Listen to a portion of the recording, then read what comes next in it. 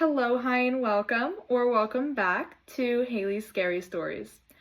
Last time we touched on Ouija boards and some of the Reddit stories that are out there, and this time I wanted to dive into something a little darker. Today we're going to be talking about black-eyed children. This is a very interesting topic to me, and a lot of people out there are very interested in black-eyed children, specifically because no one really knows where they came from or how they originated or, what put them here. So let's dive into some of the backstory of what people believe, and then we'll jump into some stories. So no one really knows, where or how these creatures came to be. Conspiracy theories believe that they're aliens in the shape of children trying to reach out to Earth, almost. Others believe that it's the devil himself sending his demons up here to, do his bidding, or whatever you may believe. But without a doubt, children are more easy to get to people, because they're just so innocent, and people tend to help children more than anybody else, right? But what is non-negotiable, or what is widely believed, is that they're absolutely malevolent spirits. They are only out to harm you and only out to do bad. They are not there to do good of any shape or form. Some people claim that they started to come about in the 1980s. However, some sources say that the legend originated in the 1996.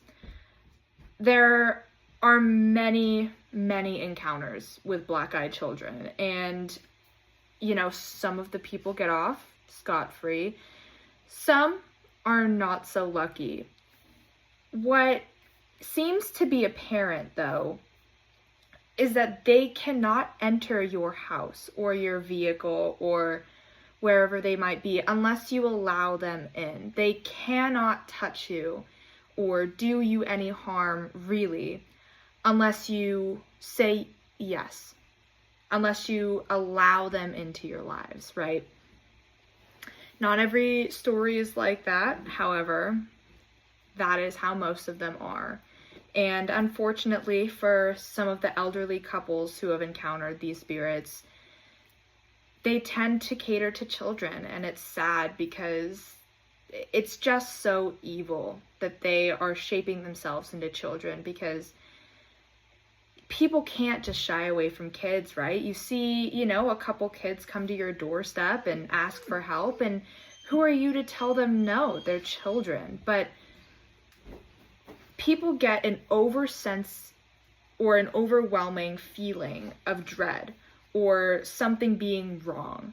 So listen to your gut, listen to your senses, because most of the time it's correct. So if you're feeling something is off or is not right with a situation, listen to that urge over you wanting to do good or help someone out, because most of the time it's there for a reason. These children tend to come in forms anywhere from 6 to 16, and unfortunately, the younger they are, the more apt you are to help them, because again, how can you say no to a little kid who shows up on your doorstep saying that they need help or that they need to use your phone or whatever the case may be? Now, a lot of skeptics say that these are just, spooky folklore stories, or that it's just a tale passed on from friend to friend, and that it just kind of started up one day as a joke, and then it just continued to, spread around the internet. But with some of these stories, it's really hard to believe that that is true, because some of these people let these children or spirits into their house or into their car, and they just experience the absolute worst things that could happen to people. I mean, It ranges from sickness to car accidents to accidents of any kind that may not be so accidental. Now, without further ado, let's get into some Reddit stories about people who have encountered these sinister beings. This first one comes to us from Mucosal Membrane, love the name, titled, I've Encountered the Black-Eyed Children. Alt's account, but longtime lurker of the sub, an old friend hit me up. I started reminiscing and remembered this. I believe I've encountered the Black-Eyed Children over a decade ago in rural Appalachia. This has always low-key disturbed me. Keeping in touch to this day, we've never brought it up again. We were at a state/local park of some sort between 9 p.m. to 1 a.m. I remember we were parked alongside the woods and some picnic tables. It was pretty desolate. We were technically trespassing, 17 female and 17 male at the time. And what we were doing there, you can leave up to your imagination. As our curfews were approaching and we were finishing up our time together, we experienced a very ominous feeling. He was in the driver's seat preparing to start the car and pull off. The car doesn't start. We sort of laughed it off as it wasn't the first time, and we talked. Suddenly, to the right, passenger side where I was sitting, we see faint lights coming out of the woods. The ominous feeling intensified. Emerging from the woods, there are 4 to 5 children, younger than us, like appearing to be 7 to 11 years old. I'm not going to claim they had black eyes. It was dark and I don't remember, as I was pretty shook. I didn't read about the black-eyed children lore/phenomenon until years later, which described everything else that we experienced. All I can say is that they were not normal. They didn't belong. The cabins at the park were not occupied. They weren't even getting rented out, as it was autumn/winter time. We were miles from the park's hotel. There were no adults. They were absolutely out of place. What were the lights? I don't know, but the closest thing I can compare them to are glow sticks, as if they had opened a package of those novelty glow sticks that included bracelets, necklaces, or wands, but it wasn't like they were having fun or goofing off. They just stopped, stood there, and stared at us. He tried asking what they were doing here, if they were lost, where their parents are. No response. The oldest looking male child, a bit heavyset with a gray hoodie on, approached the vehicle just in the front where the passenger headlight corner would be. My friend started really freaking out at this moment. He locked the doors and was like, hell no, we gotta go. Eventually the car starts, the children don't move, and the kid stays put in front of the car. My friend eventually yells at the kid, I'm going to run you over. The boy slowly backs away, raises his arm, and points at us as we were leaving. I didn't look back. I'm absolutely not making this up. To my recollection, this is the story. Okay, that is a freaky one. No doubt about it. If I was in that situation, I don't even know what I would do. I absolutely would hightail out of there. That's definitely for sure. Yeah, let's get on to our next story. All right, this last story comes from Supercalifragilistic, love, titled Black-Eyed Child. A few years back, I was awake laying in bed. It was a quiet Sunday morning. I'm usually the first one awake in my house on the weekend. Married, 3 kids. I remember this so vividly and clearly because we were in the middle of painting our bedroom and the curtains off and the room was blindingly bright. I was awake in bed for about 10 minutes, just laying there, my wife asleep, thinking of the day ahead, when I heard someone coming up the stairs.